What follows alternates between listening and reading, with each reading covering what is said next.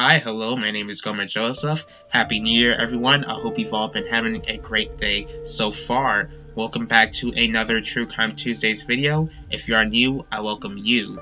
Today, I'll be discussing the unsolved murder of Amber Berbiglia. As I was researching this case, I was frustrated with the lack of clues it had. Her family has been frustrated with how long it's been taking for this case to be solved. And not only that, there's absolutely no clue as to who would have wanted Amber killed. Here we go.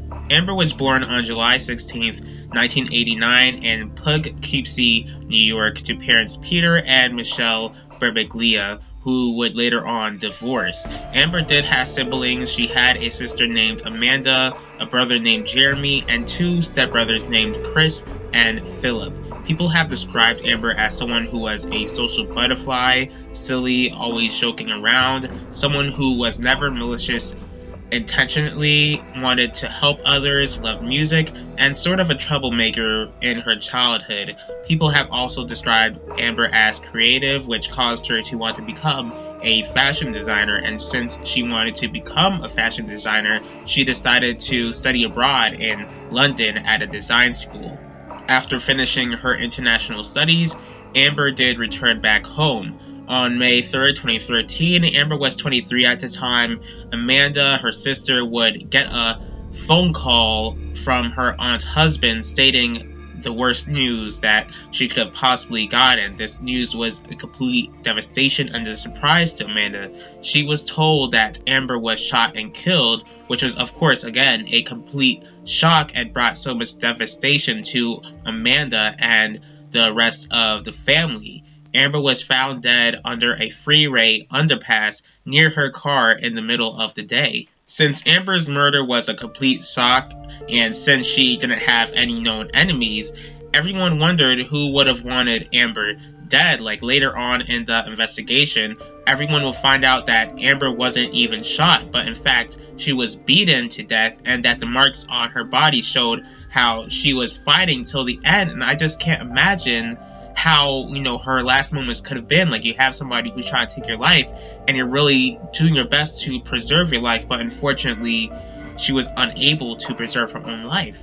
As the investigation continued, police found out Amber had a fiance named Jose Soler. People in Amber's life saw Jose as someone who loved Amber very much, and Jose had an alibi. He was in Europe the time that Amber was killed.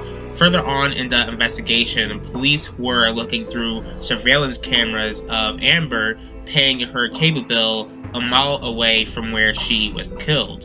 In the cameras, they noticed how there was a man who was behind Amber in a line looking aggressively at her. The surveillance videos were never released, but the police did question the man, and he was no longer a person of interest after they were speaking with him.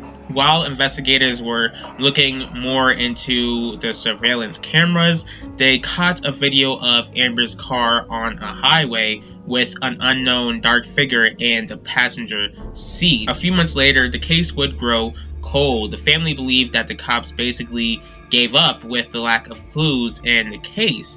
Amber's family did set up a memorial for her at the exact spot that she was killed. So this is a very short video. There's not really much information that I found in this case because, mostly because there's lack of evidence, there's lack of clues that can really help link to a killer. Like, what do you think about this case? Do you believe that this dark figure in the passenger seat had something to do with Amber's death, or do you believe some random monster took her life?